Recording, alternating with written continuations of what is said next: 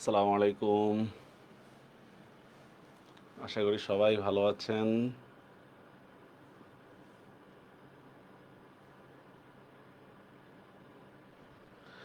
জি, কমেন্টে জানান সবকিছু ঠিক আছে কিনা, সাউন্ড শোনা যাচ্ছে কিনা। আসসালামু আলাইকুম। আমার কাছে মনে হচ্ছে সবকিছু ঠিকই আছে। আশা করি সবাই ভালো আছেন। জি, দ্রুত যুক্ত হন। যারা আছেন দ্রুত যুক্ত হন। জি, কমেন্টে জানান সবকিছু ঠিক আছে কিনা, সাউন্ড শোনা যাচ্ছে কিনা। আসসালামু আলাইকুম। জি, দ্রুত যুক্ত হন। যারা আমরা আগের ক্লাসগুলোতে হচ্ছে সমাসের ক্লাস নিয়েছিলাম দ্বন্দ্ব দ্বিগু কর্মধারায়। আজকের ক্লাসে হচ্ছে আমরা বাকি সবগুলো শেষ করব। জি, দ্রুত যুক্ত হন।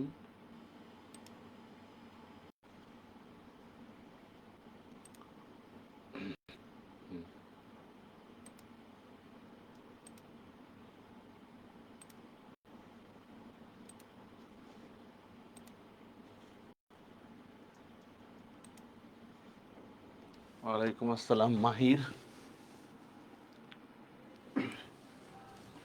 এইটা অত্যন্ত গুরুত্বপূর্ণ একটা সমাস, হ্যাঁ। তৎপুরুষ বহুব্রীহি অব্যয়ীভাব। সাধারণত আমাদের যে অ্যাডমিশন টেস্টগুলো হয় কিংবা এইচএসসির কথাই যদি বলি, তৎপুরুষ থেকে অনেক কোশ্চেন থাকে তৎপুরুষ থেকে। কিন্তু তৎপুরুষটা কিন্তু আসলে একেবারেই ইজি একটা সমাস, একেবারেই ইজি যদি একটু বুঝতে পারেন। কথা হচ্ছে আমরা বুঝবো কিনা, আমাদের বুঝার সেই ইচ্ছা আছে কিনা সেটা নিয়ে হচ্ছে কথা। আচ্ছা, শুরু করি আমরা। প্রথমেই একটা জিনিস দেখেন, তৎপুরুষ সমাসের ক্ষেত্রে এই জিনিসটা খুব গুরুত্বপূর্ণ। তৎপুরুষ সমাসের ক্ষেত্রে আপনারা এই জিনিসটাকে ভালো করে ফোকাস করতে হবে। জাস্ট এই জিনিসটা মনে থাকলে আপনাদের জন্য তৎপুরুষ একেবারে ইজি, একেবারে ইজি, পানির মতো সহজ। যেমন দেখেন, প্রথমে হচ্ছে দেখেন দ্বিতীয়া বিভক্তি। বিভক্তি কি? এটা one kind of preposition. One kind of preposition. মনে করেন আমি একটা শব্দ লিখলাম যে আমি ঘর, কথার কথা লিখলাম আমি ঘর। আচ্ছা বলেন তো, আমি ঘর অর্থ কি মিলছে? মিলে নাই। না, আমি যদি বলি এভাবে দেখেন, আমি ঘরে, আমি ঘরে, এই দেখেন এখানে কিভাবে ঘর এর সাথে একটা এ যোগ হয়েছে, ঠিক না? এইটাই হচ্ছে বিভক্তি। কথাটা কি বুঝতে পারছেন? যেমন লিখলাম আমি সে কলম লেখে। আচ্ছা, সে কলম লেখে। আচ্ছা, আমাদের কি অর্থ মিলছে? সে কলম লিখে, অর্থ মিলে নাই। আমি যদি এভাবে বলি কলম দিয়ে লেখে, তাহলে দেখেন অর্থ মিলতেছে। এই যে দিয়ে শব্দটা, কে রে, দ্বারা দিয়া কর্তৃক, হতে থেকে চেয়ে, এগুলা কি বলা হচ্ছে বিভক্তি। কথাটা কি বুঝতে পারছেন? বিভক্তি কি? এটা ওয়ান কাইন্ড অফ প্রিপোজিশন হইতে পারে, আবার অনেক ক্ষেত্রে কনজাংশনও হইতে পারে, ঠিক আছে। ইংরেজিতে পুরোপুরি আসে না বিভক্তির অর্থটা। আমরা অনুসর্গও পড়ছিলাম একটা বিষয়। আচ্ছা, মুছে ফেললাম। এবার দেখেন এই জিনিসটা একটু ভালো করে মনে রাখতে হবে স্যার। দ্বিতীয় বিভক্তিগুলো কি? কে রে, কে রে, এটাই হচ্ছে দ্বিতীয় বিভক্তি। জাস্ট এটাই মনে রাখবেন, কে রে, ঠিক আছে। এছাড়াও দেখেন স্বল্পকালে দেওয়া পাওয়া ব্যাপী অর্থেও দ্বিতীয় তৎপুরুষ সমাস হয়। এইটা আমরা একটু পরে আলোচনা করব, স্বল্পকালে দ্বিতীয় মানে ব্যাপ্তি অর্থে কি বোঝাচ্ছে। আমাদের জাস্ট এতটুকু মনে রাখতে হবে, কে রে দ্বিতীয় বিভক্তি। তৃতীয় বিভক্তি দেখেন দ্বারা দিয়া কর্তৃক। দ্বারা দিয়া কর্তৃক। আচ্ছা, দ্বারা দিয়া কর্তৃক কিভাবে? মনে করেন আমি একটা শব্দ লিখলাম হস্তলিখিত, কথার কথা হস্তলিখিত। এখন আপনারাই বলেন হস্তলিখিত বলতে আসলে আমরা কি বুঝবো? হস্তলিখিত বলতে আমরা বুঝবো হচ্ছে হস্ত দ্বারা লিখিত, হস্ত দ্বারা লিখিত। এরকম না বিষয়টা? দেখেন এখানে একটা দ্বারা শব্দ উজ্জ আছে, এখানে একটা দ্বারা শব্দ উজ্জ আছে। এইটাই হচ্ছে তৃতীয় বিভক্তি আমাদের, ঠিক আছে। তারপর দেখেন চতুর্থী বিভক্তি, কে রে নিমিত্তে, বা আরেকটা আছে জন্য, হ্যাঁ। কে রে নিমিত্তে, বা আরেকটা আছে জন্য, কে রে নিমিত্তে জন্য। পঞ্চমী কি? হতে থেকেছে। আচ্ছা, হতে থেকেছে কিভাবে আমরা ব্যবহার করি? যেমন দেখেন পদস্খলন বা পদচ্যুত। আচ্ছা দেখেন তো, পদচ্যুত বলতে আসলে আমরা কি বুঝি বলেন তো? পদ থেকে চ্যুত, পদ থেকে চ্যুত, মানে কাউকে যদি পদচ্যুত করা হয়, তার র্যাঙ্ক থেকে যদি নিচে নামায় দেওয়া হয়, তাকে তো আমরা পদচ্যুত বলি, ঠিক না? এক্ষেত্রে দেখেন এই যে থেকে শব্দটা আসছে, ঠিক আছে, থেকে। বা দেখেন লিখলাম সর্বশ্রেষ্ঠ, একটা শব্দ লিখলাম সর্বশ্রেষ্ঠ। তাহলে সর্বশ্রেষ্ঠ বলতে আসলে আমরা কি বুঝবো? সবার চেয়ে শ্রেষ্ঠ। একবারই ইজি বিষয়টা। আচ্ছা, ষষ্ঠী বিভক্তি কি? র এর সপ্তমী বিভক্তি কি? অ এ অন্তস্তীয় তে। আপনারা জাস্ট এই ৬টা বিভক্তি মনে রাখেন। জাস্ট এই ৬টা বিভক্তি খাতায় তুলে নেন বা ইয়া করেন। ঠিক আছে? মানে হচ্ছে মনে আত্মস্থ করে নেন। জাস্ট এই ৬টা বিভক্তি। কি বললাম?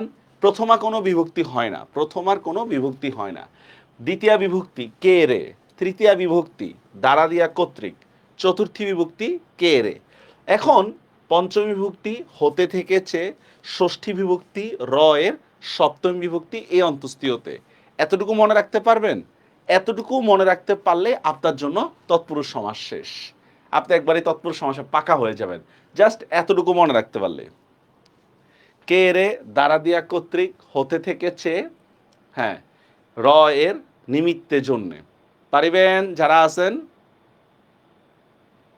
আচ্ছা আচ্ছা, এখন এখানে একটা প্যাচ লাগতেছে আপনাদের। প্যাচটা হচ্ছে যে স্যার এখানেও একটা কে রে আছে, এখানেও একটা কে রে আছে, ঠিক না? দুইটা একরকম লাগতেছে না? তাহলে আমি কোনটা একসেপ্ট করব? কোনটা দ্বিতীয়া, কোনটা চতুর্থী? ঠিক আছে, এই জিনিসটা ভালো করে মনে রাখবেন যে কাউকে যদি কোনো জিনিস একেবারে দিয়ে দেন, এই দেখেন এখানে কি বলা হচ্ছে, দেখেন স্বল্পকাল যদি কোনো কিছু বুঝায়, স্বল্পকালে কোনো একটা কিছু বুঝাচ্ছেন, সেক্ষেত্রে আমরা কে শব্দটা ব্যবহার করতেছি স্বল্পকালে, সেক্ষেত্রে আমরা দ্বিতীয় বিভক্তি যোগ করব। বুঝি নেই আমরা। যেমন দেখেন আমি একটা এক্সাম্পল লিখলাম, বই পড়া, কথার কথা বই পড়া। আচ্ছা, বই পড়া বলতে কি বুঝাচ্ছে? আপনি কি সারা জীবন বই পড়তেছেন নাকি অল্প কিছুক্ষণের জন্য বই পড়তেছেন? অবশ্যই অল্প কিছুক্ষণের জন্য বই পড়তেছেন। কি বলবো? বইকে পড়া শেষ, বইকে পড়া।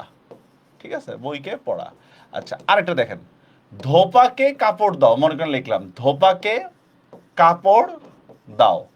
আচ্ছা, এখন বলেন তো এই যে ধোপাকে আপনি কাপড়টা দিচ্ছেন, এইটা কি সারা জীবনের জন্য দিয়ে দিচ্ছেন? বলেন তো, সারা জীবনের জন্য আসলে আপনি দিচ্ছেন না। এটা হচ্ছে স্বল্পকালীন একটা বিষয়। এই ক্ষেত্রে আমরা যে কে শব্দটা ব্যবহার হবে, এটা আমরা দ্বিতীয় বিভক্তি। বা দেখেন এই যে স্বপ্ন দেখা, কথার কথা স্বপ্ন দেখা। তো স্বপ্ন দেখা বলতে কি বুঝেন? স্বপ্ন দেখা সারা জীবন করে স্বপ্ন দেখতেছেন নাকি ঘুমায় ঘুমায়? না, কিছুক্ষণের জন্য দেখতেছেন, ঠিক না? এই ক্ষেত্রে হচ্ছে আমাদের দ্বিতীয় বিভক্তি। বুঝা গেছে বিষয়টা? বুঝা গেছে? আর দেখেন চতুর্থী বিভক্তি কোন ক্ষেত্রে? দীর্ঘকাল, এই দেখছেন এই যে লিখে দিছি কিন্তু, দীর্ঘকাল যদি হয় সেক্ষেত্রে আমরা চতুর্থী বিভক্তি যোগ করব।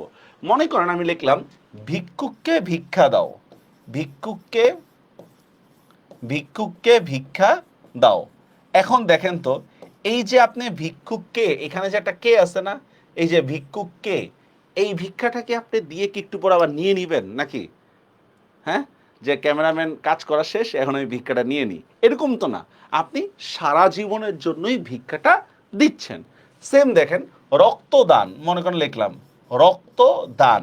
এখন বলেন তো এই রক্তটা কি অল্প সময়ের জন্য দিচ্ছেন? না, সারা জীবনের জন্যই তাকে দিচ্ছেন। তো তখন ব্যাস বাক্যটা কি হবে? রক্তকে দান। ঠিক আছে, এই ক্ষেত্রে আমাদের কি হবে? চতুর্থী বিভক্তি।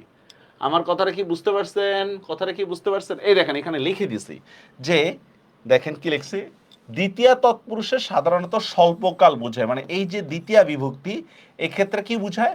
স্বল্পকালীন কিছু বোঝায়। আর চতুর্থী তৎপুরুষের ক্ষেত্রে দীর্ঘকাল বা স্থায়িত্ব বোঝায়, দীর্ঘকাল বা স্থায়িত্ব বোঝায়। Is it clear? কে কে আছেন একটু লাভবাহিক দেন। কে কে আছেন? অন্যরা এখনো ঘুম থেকে উঠতে পারে নাই, আমার প্রিয় স্টুডেন্টরা।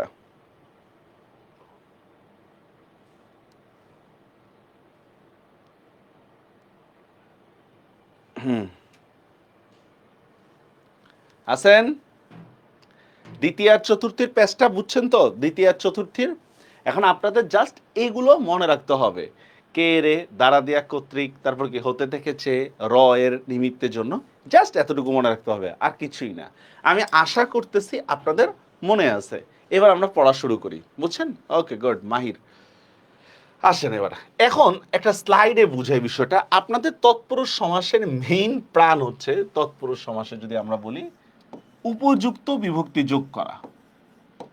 তৎপুরুষ সমাসের ক্ষেত্রে আমাদের কাজটা হবে হচ্ছে উপযুক্ত বিভক্তি যোগ করা, প্রচলিত বিভক্তি, ঠিক আছে, উপযুক্ত বিভক্তি যোগ করা। আর সমাসের ক্ষেত্রে আমরা একটা কথা বলছিলাম যে সমাস বেসিক্যালি হচ্ছে আমাদের হচ্ছে প্রচলিত অর্থের উপর ডিপেন্ড করে, ঠিক না, যোগ করা, এটাই হচ্ছে সমাসের প্রাণ। উপযুক্ত বিভক্তি যোগ করবেন। যেমন দেখেন আমি একটা শব্দ লিখলাম বই দোকান। আচ্ছা বলেন তো, আচ্ছা সহজ দিয়ে আগে দেখি, লিখলাম বই দোকান। তো দেখেন আমরা জানি বই দোকানের ব্যাস বাক্যটা কি হবে, বুক শপের ক্ষেত্রে কি, বইয়ের দোকান, বইয়ের দোকান। তাহলে কোন বিভক্তি যোগ হয়েছে বলেন তো, এখানে দেখেন এর নামে একটা বিভক্তি যোগ হয়েছে, এর, ঠিক না। এখন আমরা একটু মিলায় দেখি তো এর দিয়া বিভক্তি কোনটা, এই দেখেন এর দিয়া বিভক্তি হচ্ছে ষষ্ঠী বিভক্তি, তার মানে ষষ্ঠী তৎপুরুষ, ঠিক আছে। আচ্ছা আরো দেখি, যেমন দেখেন বাঁশ বাগান, বাঁশ বাগান। তো বাঁশ বাগান মানে আমরা কি বুঝি, আছে না, বাঁশ বাগানের মাথার উপর চাঁদ উঠেছে, ওই বাঁশ বাগান মানে কি বুঝবো আমরা, বাঁশের বাগান, বাঁশের বাগান, শেষ। কোন বিভক্তি যোগ হচ্ছে, এর, এর দিয়া কোন বিভক্তি, ষষ্ঠী বিভক্তি, ঠিক আছে। আচ্ছা আরো দেখি আমরা স্বর্ণমণ্ডিত। আচ্ছা বলেন তো স্বর্ণমণ্ডিত মানে কি বুঝি আমরা, স্বর্ণমণ্ডিত, স্বর্ণমণ্ডিত, স্বর্ণমণ্ডিত মানে হচ্ছে স্বর্ণের দিয়ে একটা প্রলেপ দেয় না, এই প্রলেপটাকে বলা হচ্ছে স্বর্ণমণ্ডিত। বাস সেম কথাটাই আমরা চলে আসি, স্বর্ণ দ্বারা মণ্ডিত, স্বর্ণ দ্বারা মণ্ডিত। তাহলে দেখেন এই যে এখানে, এখানে তাহলে কি হবে বলেন তো, কোন সমাস হবে বলেন তো, এখানে দ্বারা শব্দটা আসছে, যেহেতু দ্বারা শব্দটা আসছে তাহলে কি হবে, তৃতীয়া তৎপুরুষ, দেখছেন দ্বারা দিয়া কর্তৃক। কি বুঝতে পারতেছেন আমার কথাটা, আমাকে যে কোনো শব্দ দিলে আমরা কি করব, উপযুক্ত বিভক্তি যোগ করব, এইটাই আমাদের কাজ। এখন অনেক সময় এমন হইতে পারে যে এমন শব্দ দিয়ে রাখছে যেগুলোর অর্থ আমি জানি না, তখন তো মুশকিল হয়ে যাবে আমাদের, তখন একটা অর্থ অ্যাজাম করে নিতে হবে, মনে মনে ধারণা করে নিতে হবে। ফর এক্সাম্পল দেখেন আমি লিখলাম রথারোহণ, একটা শব্দ লিখলাম রথারোহণ। এখন বলেন তো স্যার রথ মানে কি, আমরা জানি রথ হচ্ছে ওয়ান কাইন্ড অফ গাড়ি, হিন্দু ধর্মাবলম্বীদের একটা ধর্মীয় অনুষ্ঠান, ঠিক না। আমি মনে মনে ধরলাম রথ মানে হচ্ছে গাড়ি, ঠিক আছে। আরোহণ মানে কি, আরোহণ মানে চড়া। এখন বলেন তো গাড়ি চড়া, এটার সমাসটা কি হইতে পারে বলেন তো, গাড়ি চড়া। আমি যদি লিখি, মনে করেন আমি আপনার রথারোহণ না দিয়ে আমি লিখলাম গাড়ি চড়া, তাহলে আপনি কি লিখবেন বলেন, গাড়িতে চড়া, গাড়িতে চড়া, ঠিক না। তো দেখেন এখানে কোন বিভক্তি যোগ করছেন, তে, তে কোন বিভক্তি ছিল, সপ্তমী বিভক্তি। এই সেম জিনিসটাই আমরা এখানে নিয়ে আসব, সেটা কিভাবে, রথে আরোহণ, রথে আরোহণ, দেখছেন এখানেও দেখেন তো এই যে এ, এটা সপ্তমী বিভক্তি কিনা, এ, কথাটা কি বুঝতে পারছেন, আমার কথাটা কি বুঝতে পারছেন তানজিদ। আরো দেখি আমরা, যেমন দেখেন সলিল সমাধি, সলিল সমাধি ভাই সলিল শব্দের অর্থ কি, সলিল শব্দের অর্থ হচ্ছে কি বলতে পারবেন কেউ, সলিল শব্দের অর্থ হচ্ছে পানি। সমাধি শব্দের অর্থ কি, সমাধি শব্দের অর্থ অনেকেই কবর বলবেন, আসলে কবর না, সমাধি স্থল মানে কবর, সমাধি মানে মৃত্যু। তাহলে সলিল সমাধি আমি লিখলাম পানি মৃত্যু, তাহলে এবার কি হবে বলেন তো, ব্যাস বাক্যটা করেন, পানি মৃত্যু হবে কিভাবে, পানিতে মৃত্যু। তাহলে সেম জিনিসটাই আমরা ওই শব্দের মধ্যে কনভার্ট করে দিব কিভাবে, সলিলে সমাধি, সলিলে সমাধি, শেষ, ঠিক আছে। আচ্ছা এবার দেখেন আরেকটা শব্দ, গাছ পাকা আর গাছ পড়া, কোনটা কোন সমাস বলেন তো, গাছ পাকা আর গাছ পড়া, যারা আছেন একটু চেষ্টা করেন, প্রচলিত অর্থ দিয়ে চেষ্টা করেন, হ্যাঁ। গাছ পাকা এখানে কোন বিভক্তিটা যোগ করলে ভালো হয়, আর গাছ পড়া এখানে কোন বিভক্তিটা যোগ করলে ভালো হয়, দেখি পারেন কিনা।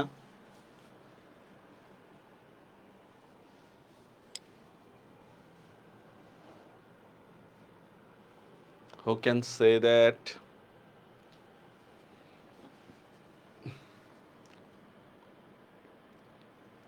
গাছ পাকা আর গাছ পড়া কি হবে কোনটা? আচ্ছা, আমি করে দিচ্ছি, হ্যাঁ, যেহেতু কেউ নাই, কি করবো আর। গাছ পাকা এটা মানে হচ্ছে, দেখেন তো, আমরা ফল গাছে পাকলে একটা কথা বলি না ভাই, গাছ পাকা আম, ঠিক না? তাহলে গাছ পাকাটা কি হবে আমাদের? গাছে পাকা, গাছে পাকা। কোন বিভক্তি যোগ করছি আমরা? সপ্তমী বিভক্তি যোগ করছি, ঠিক না? গাছে পাকা। আর গাছ পড়া মানে বুঝেন, গাছ পড়া মানে হচ্ছে মনে করেন আম গাছে উঠছেন, আম পাড়তে, গাছ থেকে পড়ে গেছেন। তাহলে গাছ পড়াটা কি হবে দেখেন তো? গাছ থেকে পড়া, গাছ থেকে পড়া। তাহলে এইটা কি হবে? এটা হবে পঞ্চমী তৎপুরুষ। কারণ দেখেন, হতে থেকে চেয়ে এটা পঞ্চমী বিভক্তি কিনা দেখেন তো, এই যে হতে থেকে চেয়ে পঞ্চমী বিভক্তি না? হ্যাঁ, রাইট তানজিদ, বুঝা গেছে বিষয়টা। আরো আমরা প্র্যাকটিস করি আরো। যেমন দেখেন,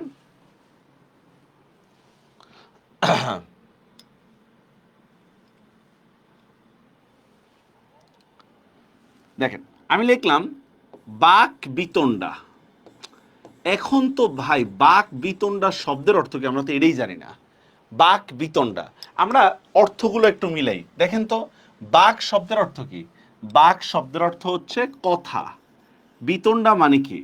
ঝগড়া। বাক শব্দের অর্থ হচ্ছে কথা, বিতণ্ডা শব্দের অর্থ ঝগড়া। কথা ঝগড়া মিলে? মিলে না। আসলে হয় কথার কারণে ঝগড়া হয়, ঠিক না? মানে কথার কারণে বা কথার মাধ্যমে ঝগড়াটা হয়। তাহলে এখানে আমরা কি করব বলেন? বাক বিতণ্ডার ক্ষেত্রে বাক দ্বারা বিতণ্ডা, বাক দ্বারা বিতণ্ডা মানে কথার কারণে ঝগড়া হয়েছে, বুঝতে পারছেন? অনেক সময় আপনাকে অপ্রচলিত ওয়ার্ড দিতে পারে, অপ্রচলিত ওয়ার্ড, তখন আপনাকে বুঝে নিতে হবে। যদি সমাস না বুঝেন তাহলে কিন্তু এগুলো করা মুশকিল হয়ে যাবে আপনাদের জন্য, ঠিক আছে? বাক বিতণ্ডা মানে বাক দ্বারা বিতণ্ডা বা কথা দিয়ে ঝগড়া। আচ্ছা, আরো দেখি। যেমন শব্দটা লিখলাম মন গড়া, বলেন মন গড়া। তাহলে মন গড়া তাহলে কি হবে বলেন তো? মন গড়া, মন দিয়ে গড়া। আমরা মনে মনে একটা কথা বানাই নি না, কি বলেন? আমরা মনে মনে কোনো একটা কথা বানাইনি না, শেষ, এই টাইপের মন গড়া কথাবার্তা। কোন বিভক্তিটা আমাদের যোগ হয়েছে? দ্বারা দিয়ে কর্তৃক, ঠিক আছে? আচ্ছা, এবার দেখেন হাত ঘড়ি, এই যে হাত ঘড়ি। আচ্ছা, হাত ঘড়ি এইটার মনে করেন আমি যদি বলি হাতে আশ্রিত ঘড়ি, তাহলে তো হইলই একটা। আর যদি বলি হাতে ঘড়ি, তাহলে কোন সমাস হলো বলেন তো? হাতে ঘড়ি, এটা হবে কি? সপ্তমী তৎপুরুষ সমাস। আমার কাজ হচ্ছে উপযুক্ত বিভক্তি যোগ করা যে কোনো ক্ষেত্রে। আচ্ছা, মনে করেন লিখলাম খেলা দেখা। এখন খেলা দেখা বলতে আমরা কি বুঝবো? খেলা দেখা, খেলা একটা অবজেক্ট না? অবজেক্টটা যদি স্বল্পকালীন হয় তাহলে দ্বিতীয় তৎপুরুষ সমাস হবে। তাহলে খেলা দেখা কি হবে বলেন? খেলাকে দেখা, খেলাকে দেখা। কারণ আমি তো সারা জীবন বসে বসে খেলা দেখবো না, অল্প সময়ের জন্য দেখবো। খেলাকে দেখা। কি পারবেন? এখন আমরা মানে মেইন আলোচনায় যাইনি, আমরা জাস্ট এইটা বুঝাচ্ছি যে উপযুক্ত বিভক্তি আমাকে কিভাবে যোগ করতে হবে, ঠিক আছে? আরো দেখি আমরা। মনে করেন লিখলাম শিরোপীড়া, শিরোপীড়া। এখন বলেন তো স্যার, শিরোপীড়া এটা কোন সমাস? শিরোপীড়া, হুম, শিরোপীড়া এটা কোন সমাস হবে? শিরোপীড়া কে বলতে পারবেন? অর্থ মিলান। শির মানে কি? শির মানে মাথা, পীড়া মানে কি? ব্যথা, ঠিক না? তাহলে মাথা ব্যথা বলতে আমরা কি বুঝি? মাথায় ব্যথা, মাথায় ব্যথা না? তাহলে কি হবে এখানে? কি হবে? শিরে পীড়া মানে মাথায় ব্যথা, সপ্তমী তৎপুরুষ, ঠিক আছে? শিরে পীড়া, রাইট তামজিদ। আচ্ছা, এখন দেখেন রথ দেখা, এভাবে লিখলাম রথ দেখা। আমরা বলি না রথ দেখা ও কলা বেচা। তাহলে রথ দেখা কি হবে ভাই? রথকে দেখা, এটা ইজিলি একটা বিষয়। রথ একটা অবজেক্ট, তাহলে কি হবে? রথকে দেখা। আমার কথাটা কি বুঝতে পারছেন? আমার কথাটা কি বুঝতে পারিয়াছেন?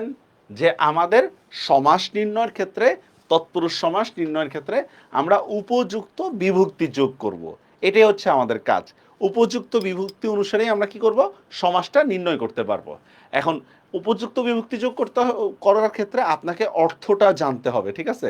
অর্থ না জানলেও সমস্যা নেই, একটা অ্যাজাম করে নিলেই হবে। ওকে, এবার আমরা মেইন পড়ায় যাই। হ্যাঁ, দেখেন স্যার, এই দেখেন দ্বিতীয় তৎপুরুষ যেটা আছে এটার আরেকটা নাম হচ্ছে কর্মে তৎপুরুষ, পাইছেন? দ্বিতীয় তৎপুরুষের আরেকটা নাম হচ্ছে কর্মে তৎপুরুষ। ঢাকা ভার্সিটি পরীক্ষায় মাঝে মধ্যে দ্বিতীয় তৎপুরুষ, চতুর্থী তৎপুরুষ এগুলা না দিয়ে কারকের সাথে মিলে সমাসটা দেয়, কারকের সাথে মিলে। এই জন্য আপনাদেরকে লিখে দিলাম দ্বিতীয় তৎপুরুষের অপর নাম হচ্ছে কর্মে তৎপুরুষ। এবার দেখেন, সমস্ত পদে দ্বিতীয় বিভক্তি লোপ পেলে অথবা ব্যক্তি অর্থ থাকলে তাহলে কি হবে? দ্বিতীয় তৎপুরুষ সমাস হবে। ব্যক্তি অর্থটা একটু এক্সেপশনাল, আমি দেখাবো ব্যাপ্তি অর্থটা। যেমন দেখেন স্যার, ছেলে ভুলানো, দেখেন ছেলে ভুলানো এটার ব্যাস বাক্যটা কি হবে? এটা তো নর্মাল একটা বিষয়, ছেলে ভুলানো, ভাই ছেলেকে ভুলানো শেষ, ছেলেকে ভুলানো। দুঃখ প্রাপ্ত, আচ্ছা এখানে আরেকটা জিনিস দেখাই আপনাদেরকে, এই যে দেখেন আরেকটা বিষয়, দ্বিতীয় বিভক্তি কি দেখেন, কে রে, আমরা দেখছিলাম। এছাড়াও মনে রাখবেন স্বল্পকালে যদি কোনো দেওয়া পাওয়া ব্যাপী অর্থ থাকে, দেওয়া পাওয়া ব্যাপী অর্থ থাকে, তাহলেও সেটা দ্বিতীয় তৎপুরুষ হবে। স্বল্পকালে যদি কখনো কোনো কিছু দেওয়া বা পাওয়া বা ব্যাপী অর্থ থাকে তাহলেও সেটা দ্বিতীয় তৎপুরুষ সমাস হবে। আচ্ছা এবার দেখেন এখানে স্বল্পকালে দেওয়া পাওয়া, এই দেখেন এই যে দুঃখ প্রাপ্ত, দেখছেন দুঃখ প্রাপ্ত, এটা কি সারা জীবনের জন্য আপনি দুঃখ পান নাকি কিছু সময়ের জন্য দুঃখ পান?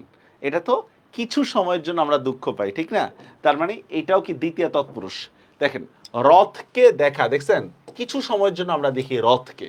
ভারপ্রাপ্ত, ভাই ভার মানে হচ্ছে দায়িত্ব, ভার মানে হচ্ছে দায়িত্ব।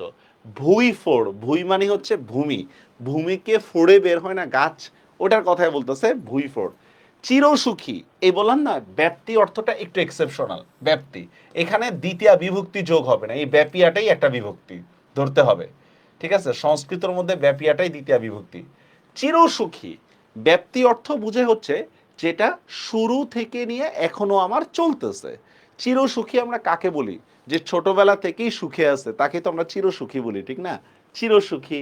ক্ষণজীবী, দেখছেন আঘাতপ্রাপ্ত, স্বল্প সময়ের জন্য কিনা আঘাতপ্রাপ্ত। দীর্ঘস্থায়ী, দীর্ঘকাল ব্যাপী স্থায়ী, এগুলো সবই হচ্ছে তৃতীয় তৎপুরুষ সমাস। আমরা আরো বের করতে পারি, আরো বের করতে পারি। মনে করেন আমি লিখলাম, দেখেন চিঠি লেখা, চিঠি লিখেছে বউ আমার ভাঙা ভাঙা হাতে, নাকি? চিঠি লেখা, বই পড়া, ঠিক আছে, গান শোনা, সবই দ্বিতীয় তৎপুরুষ হবে, ঠিক আছে? সাউন্ড শোনা যাচ্ছে না, কি বলেন? হ্যালো, হ্যাঁ সাউন্ড তো শোনা যাওয়ার কথা। মুন্না সাউন্ড শোনা যাচ্ছে না বোধহয়। অন্যরা বলেন তো সাউন্ড শোনা যাচ্ছে কিনা? আমার কাছে তো মনে হয় সাউন্ড ঠিক আছে, এভরিথিং ওকে।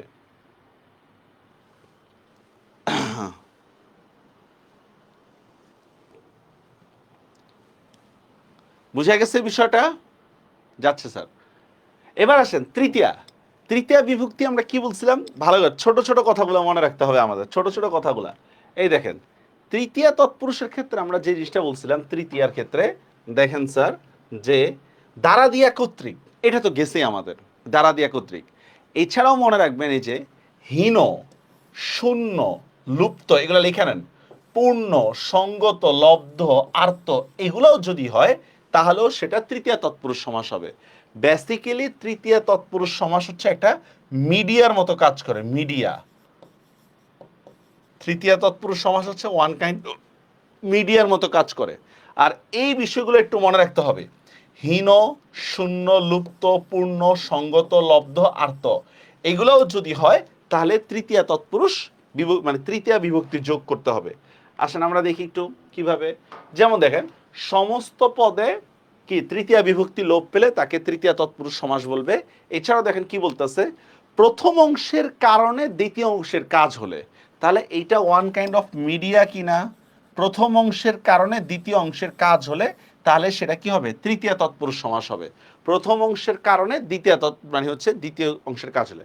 যেমন দেখেন অস্ত্রোপচার, এটা অস্ত্রোপাচার না, অস্ত্রোপচার, এখানে পর আকার হবে না। আচ্ছা যেটা বলতেছিলাম দেখেন, উপচার মানে হচ্ছে চিকিৎসা, অস্ত্র মানে অস্ত্র, তার মানে কি বোঝাচ্ছে বলেন তো? অস্ত্র দিয়ে চিকিৎসা কিনা বলেন তো? অস্ত্র দ্বারা উপচার কিনা বলেন তো? অস্ত্র দ্বারা উপচার। ছায়া শীতল, ছায়া দ্বারা শীতল কিনা বলেন তো? শীতল হইতেছে কেন? ছায়ার কারণে হইতেছে। ভিক্ষা লব্ধ, দেখেন তো ভিক্ষা দ্বারা লব্ধ মানে ভিক্ষা দ্বারা প্রাপ্ত কিনা, ঠিক না? কি বুঝতেছেন? এখন একটা প্যাচ লাগাই আপনাদেরকে, সেটা হচ্ছে স্যার লব্ধ শব্দের অর্থ কি? লব্ধ শব্দের অর্থ হচ্ছে আমরা জানি হচ্ছে পাওয়া, ঠিক না? লব্ধ শব্দের অর্থ হচ্ছে পাওয়া, আমরা জানি। অথচ দেখেন আমরা একটু আগে যে কথাটা বলছিলাম, এই দেখেন এখানে পাওয়া অর্থে কোনটা দিছিলাম বলেন তো? এখানে পাওয়া অর্থে দ্বিতীয় তৎপুরুষ দিলাম না? আর এখানে দেখেন আমরা লব্ধ শব্দের অর্থ পাওয়া অর্থে আমরা তৃতীয় তৎপুরুষ দিছি। তাহলে একটু ঝামেলা হয়ে গেল না বিষয়টা? বিষয়টা একটু বুঝে নেন, এটা সলভ করে দিচ্ছি আপনাদেরকে। যেমন দেখেন আমি যখন বলতেছি আঘাতপ্রাপ্ত, আপনি কিন্তু আঘাতটাই পাইছেন, ঠিক না? আপনি কিন্তু আঘাতটাই পাইছেন। কিন্তু আমি যখন বলতেছি ভিক্ষা লব্ধ, আপনি কিন্তু ভিক্ষা পান নাই, ভিক্ষার মাধ্যমে টাকা পয়সা বা সামথিং কিছু পাইছেন। আমার কথাটা কি বুঝতে পারছেন দুইটার মধ্যে পার্থক্য কি? আমি যখন বলতেছি দুঃখপ্রাপ্ত, আপনি দুঃখটাই পাইছেন, ঠিক আছে? যে হ্যাঁ আমার দুঃখটাই আমি পাইছি, অন্য কিছু না, দুঃখের মাধ্যমে অন্য কিছু পাইছি এমন কিছু না। তা আমি যখন বলতেছি ভিক্ষা লব্ধ, আপনি কিন্তু আসলে ভিক্ষাটা পান নাই। আসলে ভিক্ষালব্ধ আমরা কি বুঝি? ভিক্ষার মাধ্যমে আপনি টাকা পয়সা বা সামথিং কিছু পাইছেন, বুঝতে পারছেন বিষয়টা? এই জন্যই হচ্ছে ভিক্ষালব্ধটা হচ্ছে তৃতীয় তৎপুরুষ সমাস। এবার দেখেন জনাকীর্ণ, জন দ্বারা আকীর্ণ, আকীর্ণ মানে ভরপুর, মানুষ দ্বারা পরিপূর্ণ থাকলেই সেটাকে আমরা বলি হচ্ছে জনাকীর্ণ।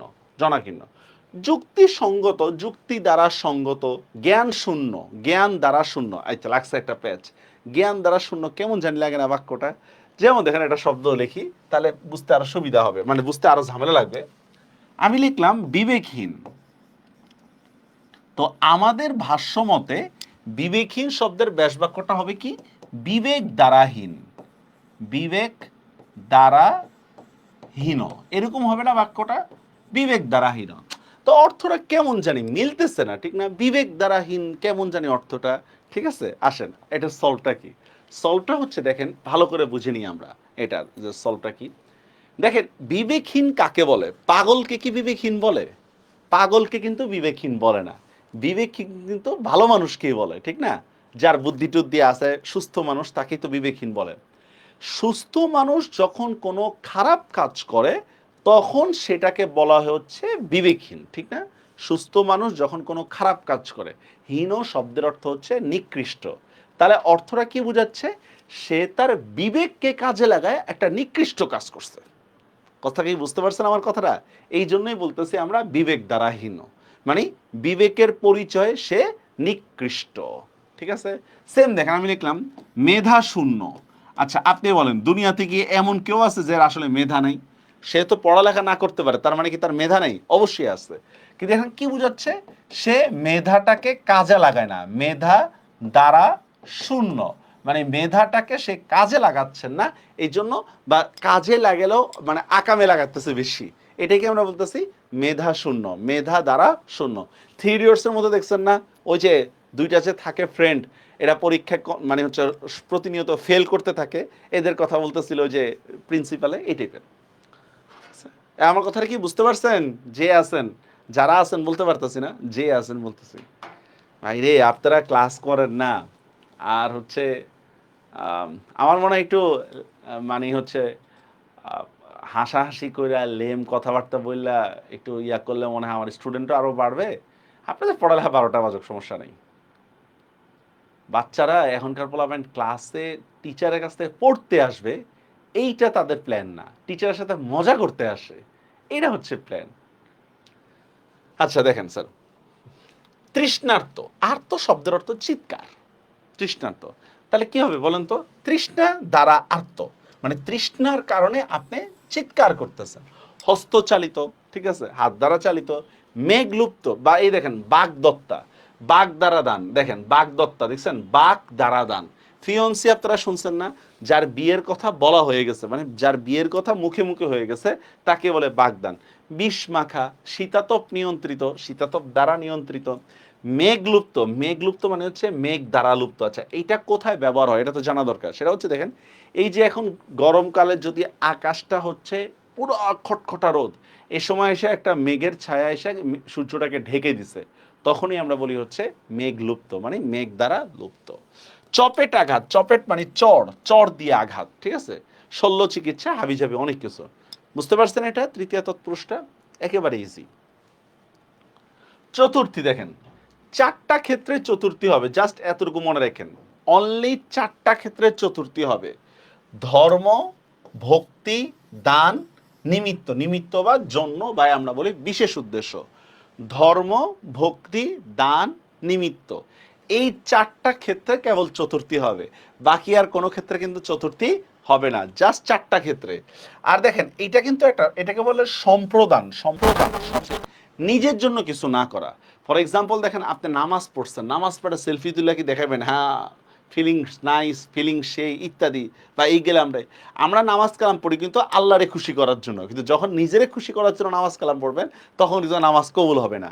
এই চারটা ক্ষেত্র আপনারা মনে রাখবেন, ধর্ম, ভক্তি, দান আর কি নিমিত্ত বা বিশেষ উদ্দেশ্য।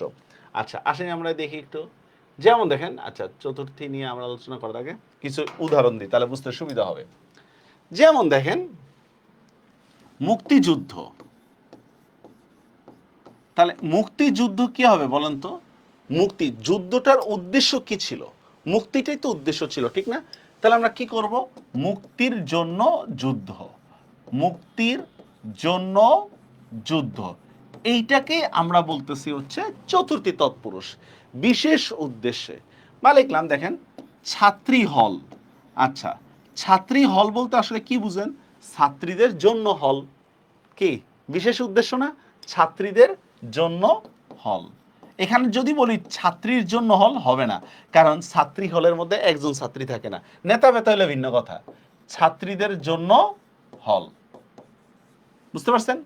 আচ্ছা, কন্যাদান দেখেন, কন্যাদান বিয়ের মধ্যে, তাহলে কি হবে? কন্যাকে দান, কন্যাকে দান। এখন আপনারা বলতে পারেন স্যার ডিভোর্স হলে তো ফেরত আসে, তাহলে কি কন্যা দান হলো কিভাবে? ভাই ডিভোর্সের, আপনি কি বিয়ের আগে চিন্তা করবেন আচ্ছা ডিভোর্সটা হবে কখন, এটা তো চিন্তা না। আর দুই নম্বর হচ্ছে কন্যা দান বলতে বোঝায় হচ্ছে এরকম যে বিয়ের আগে মেয়ের উপর বাপ মার যে একটা কর্তৃত্ব থাকে, বিয়ের পরে কিন্তু এই কর্তৃত্বটা থাকে না, এইটাকে বলা হচ্ছে কন্যাদান। কন্যাদান মানে এই না একবার আল্লাহর হস্তে দিয়ে দিলাম যা। আচ্ছা, অনেক মেয়ে আছে এদেরকে বিয়ে দেওয়ার পরে বাপ মার অবস্থা যা যা তাড়াতাড়ি যা তাড়াতাড়ি যা, কেলে বাচ্চা দেখা তুই, এই টাইপের। আচ্ছা আরো দেখি আমরা, যেমন দেখেন গুরু ভক্তি, আমরা চারটা বিষয় বলছিলাম না? ধর্ম, ভক্তি, দান, উদ্দেশ্য। তাহলে গুরু ভক্তি কি হবে? গুরুকে ভক্তি। বুঝা গেছে বিষয়টা? মাত্র চারটা ক্ষেত্রে। ভাই দেখেন এই যে মসজিদ নির্মাণ, মসজিদ নির্মাণ এটাও চতুর্থী হবে। ভাই দেখেন পাঠাগার, পাঠাগার কি হবে? এটা পাঠের জন্য আগার না, মানে পড়ার জন্য ঘর, এটাকে তো আমরা বলি পাঠাগার, ঠিক না? এই টাইপের। আসেন আমরা একটু স্লাইড দেখি, তাহলে বুঝতে সুবিধা হবে। দেখেন সম্প্রদান, দেখেন সমস্ত পদে যদি চতুর্থী বিভক্তি যদি লোপ পায় তাহলে সেটাকে আমরা কি বলবো? সম্প্রদান। চতুর্থী বিভক্তি লোপ পেলে সেটা কি হবে আমাদের? সম্প্রদান। সাধারণত ধর্মীয় বিষয়, ভক্তি, চিরতরে দান, যেটাকে আমরা চিরতরে দান করে দিচ্ছি, চিরতরে দান ও নিমিত্তার্থেই চতুর্থী তৎপুরুষ সমাস হয়। নিমিত্তার্থ মানে বুঝেন তো, মানে বিশেষ উদ্দেশ্যেই হচ্ছে চতুর্থী তৎপুরুষ সমাস হয়। যেমন দেখেন কন্যাদান, কন্যাকে দান, যজ্ঞাগার, যজ্ঞাগার মানে হচ্ছে যজ্ঞের জন্য আগার, যজ্ঞের জন্য আগার, যজ্ঞ মানে বুঝছেন তো, যজ্ঞ ওই যে হিন্দু ধর্মের যে বিভিন্ন পূজা ইয়ার নিয়ম নীতি আছে এই টাইপের, যজ্ঞাগার। গুরু ভক্তি, গুরুকে ভক্তি। মুক্তিযুদ্ধ, মুক্তির জন্য যুদ্ধ। দেবদত্ত, দেবদত্ত মানে হচ্ছে দেবতাকে দত্ত, যেমন পূজার প্রাসাদ যেটা থাকে এটা কিন্তু দেবতার জন্য উৎসর্গ করা হয়, ঠিক না? এইটাই হচ্ছে। যেমন দেখেন রক্তদান, রক্তদান তাহলে কি হবে? চতুর্থী না রক্তদান? আত্মহত্যা, আত্মকে হত্যা, এগুলো সব চতুর্থী তৎপুরুষ সমাস। বুঝতে পারছেন আমার চতুর্থীটা? চারটা ক্ষেত্রে চতুর্থী হবে, বারবার বলতেছি। ধর্মীয় বিষয়, ভক্তি, চিরতরে দান, আর হচ্ছে কি নিমিত্তার্থে।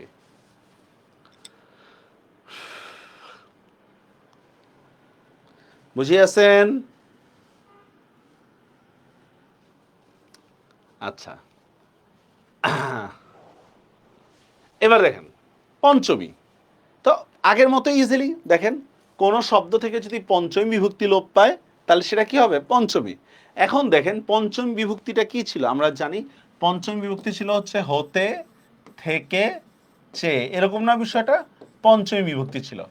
এই ছাড়াও আমাদের একটা জিনিস মনে রাখতে হবে, সেটা হচ্ছে দেখেন এই যে জাত, জাত মানে হচ্ছে স্যার জন্ম নেওয়া। জাত শব্দের অর্থ হচ্ছে জন্ম, জন্ম নিছে, ঠিক আছে? আচ্ছা, জন্ম নেওয়া কিভাবে? মনে করেন আমি একটা শব্দ লিখলাম দুগ্ধজাত। আমরা বলি না দইকে দুগ্ধজাত, তা দুগ্ধজাত মানে কি? দুধ থেকে জাত, দুধ থেকে যেটা জন্ম নিছে এটাতে আমরা বলি দুগ্ধজাত, ঠিক না? জাত, চ্যুত, দেখছেন এই যে জাত, চ্যুত, বিরত, মুক্ত, পালানো। আরেকটা আছে, এটা লিখে দিচ্ছি আমি, তুলনা। তুলনা যদি হয় তাহলে সেখানেও পঞ্চমী বিভক্তি যোগ করা হবে। জাত, চ্যুত, বিরত, মুক্ত, তুলনা যদি হয় তাহলেও সেটা কি হবে? পঞ্চমী তৎপুরুষ। যেমন দেখেন তদ্ভব, তদ্ভব মানে কি? তৎ থেকে ভব মানে তার থেকে যেটা জন্ম নিচ্ছে, তদ্ভব, বুঝতে পারছেন? তার থেকে যেটা জন্ম নিচ্ছে। এবার দেখেন সর্বোত্তম, মিলছে কিনা দেখেন তো?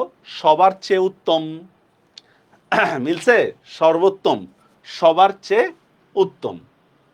আচ্ছা, তারপর দেখেন আদ্যপান্ত, আদ্য থেকে উপান্ত মানে আদি থেকে শেষ। আমরা বলি না তোরা আগা গোড়া পিডামো, আমরা যেমন মনে করেন বললাম তোরা আগা গোড়া পিডামো, তাহলে আগা থেকে গোড়া।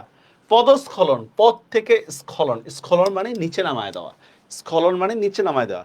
প্রাণ প্রিয়, মিলছে? তুমি আমার প্রাণের চেয়ে প্রিয়, ঠিক আছে? স্যার বসত বাড়ির চতুর্থী তৎপুরুষ হবে, বসতের জন্য বাড়ি। মানবেতর আছে, এইটা মানে এটা আপনারা অনেকেই পারবেন না হয়তো। মানবেতর, ইতর শব্দের অর্থ হচ্ছে নিচ। মানবেতর জীবনযাপন আমরা বলি না, এটার মানেটা হচ্ছে মানুষের চেয়ে, মানুষের যে স্বাভাবিক অধিকারগুলো দরকার ছিল তার চেয়ে অনেক নিচের অধিকারগুলো পাওয়া। কথাটা কি বুঝতে পারছেন? মানবেতর, মানব থেকে ইতর মানে আমরা একজন মানুষ হিসাবে যে অধিকারগুলো পাওয়ার কথা সে অধিকারগুলো যখন কেউ না পায় তখনই আমরা বলি কিন্তু মানবেতর জীবনযাপন করা, ঠিক আছে? সাপ মুক্ত, বুঝছেন তো? সাপ থেকে মুক্ত।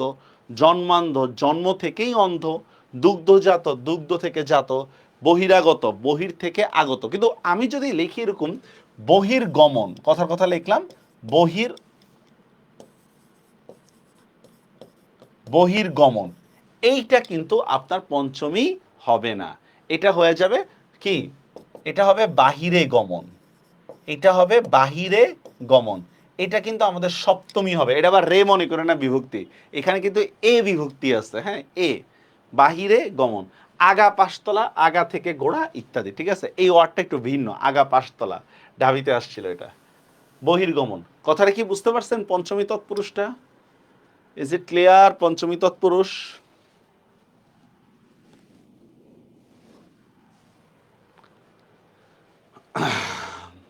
ওকে, তারপর আসি ষষ্ঠী। আ না পারলেই ষষ্ঠী, এটা একবারে ইজি, না পারলেই ষষ্ঠী। দেখেন, কোনো ক্রিয়া থেকে যদি ষষ্ঠী বিভক্তি লোপ পায় তাহলে ষষ্ঠী তৎপুরুষ সমাস হবে, ঠিক আছে? এক্ষেত্রে সমস্ত পদের উভয়ের মধ্যে একটা যৌক্তিক সম্পর্ক থাকবে, একটা যৌক্তিক সম্পর্ক থাকবে ও নিমিত্তার্থ বুঝাবে না, ঠিক আছে? যেমন দেখেন আমি যদি বলি কারেন্ট বিল, কারেন্টের বিল এটা দিলে হবে না, কারেন্টের জন্য বিল, ঠিক না? কারেন্ট বিল, কারেন্টের জন্য বিল, কারেন্টের বিল না, বিলের মালিক কিন্তু কারেন্ট না। বা দেখেন সমিতির চাঁদা, মালিক কিন্তু এই চাঁদার মালিক কিন্তু সমিতি না, সমিতির জন্য চাঁদা, এরকম না। এ দেখেন কি বলতেছে, দেখেন রাষ্ট্রপতি, রাষ্ট্রের পতি, পতি মানে এখানে প্রধান, জামাই দ্বিতীয় প্রধান বলে, ঠিক না? রাষ্ট্রের পতি। পুষ্প সৌরভ, এটা বিসিএস পরীক্ষায় আসছিল। পুষ্প মানে কি? ফুল। সৌরভ মানে কি? গন্ধ। তাহলে কি হবে? পুষ্পের সৌরভ। ইজিলি বিষয়। হ্যাঁ, এই দেখেন অনেক সময় কি উল্টায় ব্যাস বাক্য করতে হয়, উল্টায়। অনেক সময় ব্যাস বাক্য আমাদের উল্টায় করতে হবে ষষ্ঠী তৎপুরুষে। যেমন দেখেন রাজহাঁস, এখন আপনি যদি বলেন রাজার হাঁস অর্থ কিন্তু মিলবে না, তা আমি যদি বলি দেখেন হাঁসের রাজা, এবার কিন্তু মিলছে। সেম দেখেন আমি যদি লিখি এরকম রাজপথ, এই যে দেখেন রাজপথ, তাহলে আর কি রাজার পথ দিলে হবে না, এটা হবে কি পথের রাজা। রাজপথ তাহলে কি হবে বলেন তো? পথের রাজা। কথাটা কি বুঝতে পারছেন আমার? বুঝতে পারছেন? চা বাগান, চায়ের বাগান, দলনেতা, দলের নেতা। বা এই দেখেন এইভাবে মাঝ নদী, মাঝ নদী। এখন এটা কি মাঝের নদী দিলে হবে? হবে না, এটাকে লিখতে হবে নদীর মাঝ, নদীর মাঝ। কথাটা কি বুঝতে পারছেন? নদীর মাঝ, এইভাবে। হ্যাঁ, অনেক সময় শব্দ আমাদেরকে উল্টা লিখতে হবে ব্যাস বাক্যটা। যেমন দেখেন যে দলনেতা, তাহলে দলের নেতা। কবিগুরু, দেখছেন এটা পরীক্ষায় আসছিল। কবিগুরু কি হবে? কবিদের গুরু। বজ্র সম, বজ্রের সম। ভোর রাত, এই যে একটু এক্সেপশনাল টাইপের, ভোর রাত, দেখছেন রাতের শেষ ভাগ। ঠিক আছে, এবার দেখেন আরেকটা কথা আমরা বলতেছি, ষষ্ঠী তৎপুরুষ সমাসে অনেক সময় পরপদে ব্যাস বাক্যের পূর্বে আসতে পারে। ওই যে আমরা বললাম না উল্টায় লিখতে হবে, উল্টায় লিখতে হবে এই টাইপের। ঠিক আছে, মানে উল্টায় ব্যাস বাক্যটা করতে হবে। যেমন দেখেন অর্ধপথ, তাহলে কি হবে? পথের অর্ধ। বা এই দেখেন এই যে আমি লিখলাম অর্ধেক, এই যে লিখলাম অর্ধেক, তাহলে কি হবে? একের অর্ধ, একের অর্ধ। এটাতে আমরা বলি কি? অর্ধেক, ঠিক না? অর্ধেক। সেম দেখেন মাঝরাত, রাতের মাঝ। পূর্বাহ্ন, অন্নের পূর্বভাগ। অন্ন মানে দিন, ঠিক আছে, অন্ন। এখন দেখেন একটা প্যাচ লাগাই, এখানে পূর্বাহ্ন বানানে দেখেন, এখানে পূর্বাহ্ন বানানে কিন্তু বানানে অন্য, অথচ অন্য বানানে কিন্তু আমি দন্তন্য দিছি। এটার কারণ কি ভাই? নত্যবিধান। যারা নত্যবিধানে ক্লাস করছেন তারা বলতে পারবেন। হ্যাঁ, নত্যবিধান। রাজমিস্ত্রি, মিস্ত্রি রাজা। আবার এই রাজরানীরা রানীর রাজা দিয়ে না, ওটা আবার রাজার রানী। ঠিক আছে, ওটা রাজার রানী। রাজনীতি, নীতির রাজা। মাছ দরিয়া, দরিয়ার মাছ ইত্যাদি। ঠিক আছে, এটা দেখেন বহুবচন জ্ঞাপক যে সমষ্টিগুলো আছে এগুলোকে আমরা কি বলি? আমরা ষষ্ঠী তৎপুরুষ সমাস হয় বহুবচন জ্ঞাপক শব্দগুলো। যেমন দেখেন পুষ্পরাজি, পুষ্পের রাজি। সেম দেখেন শিক্ষকগণ, শিক্ষকগণ। পঙ্গপাল, পঙ্গের পাল। হস্তিযূথ, যূথ মানে হচ্ছে মানে সমষ্টি। ঠিক আছে, হস্তির যূথ। এটা হচ্ছে ষষ্ঠী তৎপুরুষ গেল আমাদের। কিছু বুঝছেন এই পর্যন্ত যারা আছেন, মানে যে আছেন একটু কমেন্টে জানান কিছু বুঝছেন?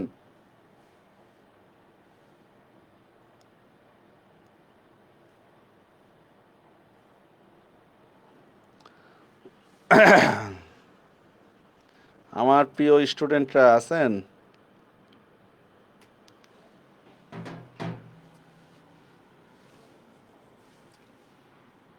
আচ্ছা, তানভীর। সপ্তমী তৎপুরুষ বা এটা আরেকটা নাম হচ্ছে অধিকরণ। জাস্ট এতটুকু মনে রাখবেন, স্থান কাল। সপ্তমী তৎপুরুষ কোন ক্ষেত্রে হয়? স্থান কাল।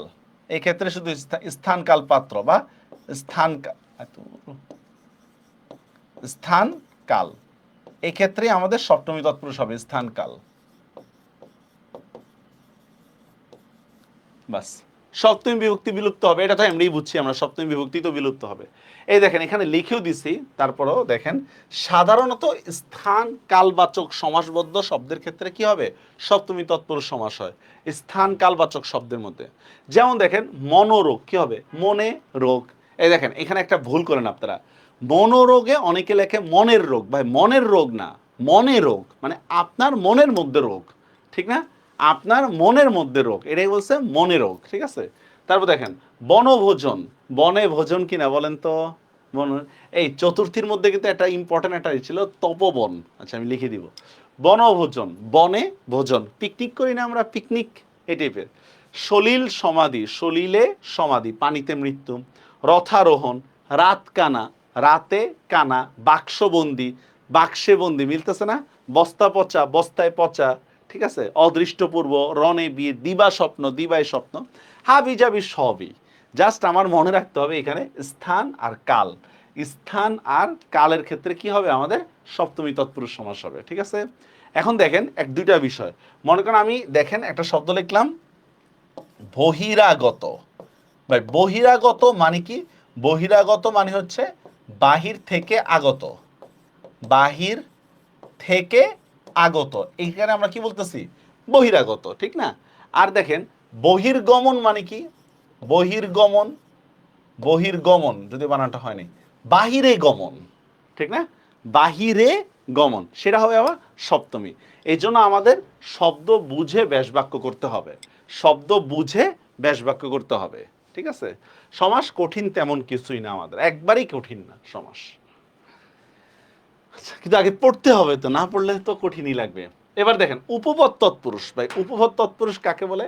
খুবই সহজ। এই দেখেন এখানে কি বলতেছি আমরা, এক কথায় প্রকাশক আছে, এক কথায় প্রকাশক কৃদন্ত পদগুলাই হচ্ছে উপপদ তৎপুরুষ। আরেক ঝামেলা তো, দেখেন আমরা লিখে দিচ্ছি উপপদ। একটা হচ্ছে এক কথায় প্রকাশ আমি দিলাম, বা এক কথায় প্রকাশ হইলেই হবে না, এক কথায় প্রকাশ, আচ্ছা মানলাম। এরপর হচ্ছে আমি লিখব ক্রিয়ার সংক্ষিপ্ত রূপ, ক্রিয়ার সংক্ষিপ্ত রূপ মানে ক্রিয়াটাকে সংক্ষিপ্ত করতে হবে আমাদের, হ্যাঁ, ক্রিয়ার সংক্ষিপ্ত রূপ। যেমন দেখেন ক্রিয়ার সংক্ষিপ্ত রূপ কিভাবে, যেমন দেখেন সত্যবাদী, সত্যবাদীর সাধারণত হচ্ছে এই উপপদ তৎপুরুষের মধ্যে ব্যাস বাক্যের শেষে যে, বা লিখলাম এই যে ব্যাস বাক্যের মধ্যে যে, যিনি, ঠিক আছে, যা, এগুলা হয় ব্যাস বাক্যের শেষে, কিন্তু ব্যাস বাক্যের শেষে আমি লিখে দেখাবো এগুলা। যেমন সত্যবাদী, সত্যবাদীর ব্যাস বাক্যটা কি, সত্য বলেন যিনি, সত্য বলেন যিনি। এখন দেখেন তো এই যে বাদী শব্দটাকে আমি সংক্ষিপ্ত করে দেখছেন বলেন যিনি আনছে কিনা। সেম দেখেন আমি লিখলাম পঙ্কজ, পঙ্কজ কি হবে, পঙ্কে জন্মে যা, পঙ্কে জন্মে যা। এই দেখেন তো জন্মে যা এটাকে সংক্ষিপ্ত করে যতে আনলাম কিনা, পঙ্কজ। এই কথাটা কি বুঝতে পারছেন, পঙ্কজ। বা এই দেখেন প্রকাশক একটা লিখলাম, প্রকাশক কাকে বলে বলেন তো, প্রকাশক প্রকাশ করেন যিনি, প্রকাশ করেন যিনি। দেখেন তো এই যে করেন যিনি এটাকে সংক্ষিপ্ত করে আমি কতে আনলাম কিনা, এগুলাকেই বলা হচ্ছে উপপদ তৎপুরুষ, ঠিক আছে। এক কথায় প্রকাশ যে শব্দগুলো, এক কথায় প্রকাশ শব্দগুলো আমরা কি বলবো, উপপদ তৎপুরুষ। আসেন একটু সংজ্ঞায় মিলে আমরা দেখেন, সাধারণত এক কথায় প্রকাশক শব্দগুলোকে আমরা কি বলি, উপপদ তৎপুরুষ। এক্ষেত্রে ব্যাস বাক্যের শেষে কি হয়, সাধারণত যে যা যিনি হয়, ব্যাস বাক্যের শেষে যে যা যিনি হয়। যেমন দেখেন প্রিয়ংবদা, প্রিয় কথা বলে যে, এই যে দেখেন কথা বলে যে, এটাকে সংক্ষিপ্ত করে আমি জাস্ট বদা শব্দটা লিখলাম, প্রিয় কথা বলে যে নারী। জলজ, জলে জন্মে যা, পা চাটা, পা চাটে যে, এই চাটে যে কে সংক্ষিপ্ত করে জাস্ট চাটার মধ্যে আনলাম। জলচর, জলে চরে যা, পথিকৃত পথ নির্মাণ করে যে, দেখছেন এটাকে সংক্ষিপ্ত কৃতে আনলাম। তারপর দেখেন বুদ্ধিজীবী, বুদ্ধি দ্বারা জীবিকা অর্জন করেছে, হাবিজাবি ইত্যাদি। বুঝা গেছে উপপদ তৎপুরুষটা। এক কথায় প্রকাশ, আবার কি করতে হবে, ক্রিয়ার সংক্ষিপ্ত রূপ হইতে হবে, ক্রিয়ার সংক্ষিপ্ত রূপ। আর সাধারণত উপপদ তৎপুরুষের ব্যাস বাক্যের শেষে যে যা যিনি থাকে। এবার আসেন নয় তৎপুরুষ, দেখেন এটা অলরেডি আমি পড়ায় ফেলছি আপনাদেরকে। নয় তৎপুরুষ আর নয় বহুব্রীহি একসাথে পড়ায় ফেলছিলাম সমাসের ভূমিকা ক্ষেত্রে, যে নাবোধক শব্দ যুক্ত হয়ে যদি পরপদকে প্রাধান্য দেয় তাহলে সেটা কি হবে, নয় তৎপুরুষ। যেমন দেখেন অনেক, নয় এক, এই একটাকে আমি হাইলাইট করতেছি, ঠিক আছে। যেমন অচেনা, নয় চেনা, চেনাটাকে হাইলাইট করতেছি। অদক্ষ, নয় দক্ষ, দক্ষটাকে হাইলাইট করতেছি। অসত্য, নয় সত্য, সত্যটাকে হাইলাইট করতেছি। নাবোধক শব্দ যুক্ত হয়ে যদি পরপদকে ফোকাস করে তাহলে সেটা কি হবে, নয় তৎপুরুষ। এই হচ্ছে তৎপুরুষ সমাস শেষ। একবারে অ্যাডমিশনের বেসিক পর্যন্ত দিয়ে দিছি আপনাদেরকে, যদি ক্লাস করেন। আর কেউ জানতে চাইলে বলবেন যে আপনারা কেমন ক্লাস করতেছেন, হ্যাঁ।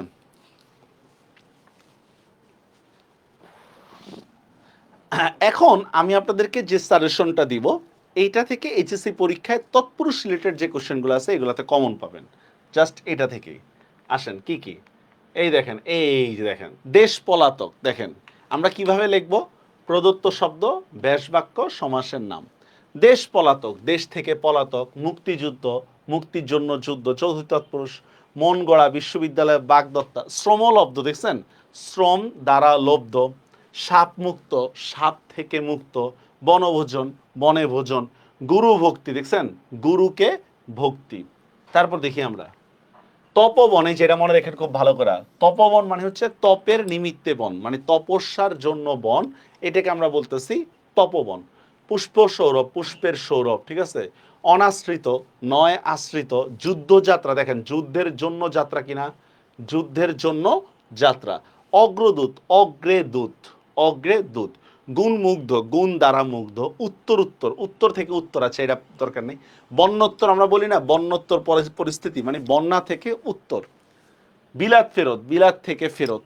পারবেন না এগুলো পড়তে এই লিস্টটা? কেরামত আলীরা পারবেন? প্রাণপ্রিয়, রাজধানী, ধানী মানে আবাস, রাজার ধানী, মেঘলুপ্ত, সবার শ্রেষ্ঠ। পারিবেন?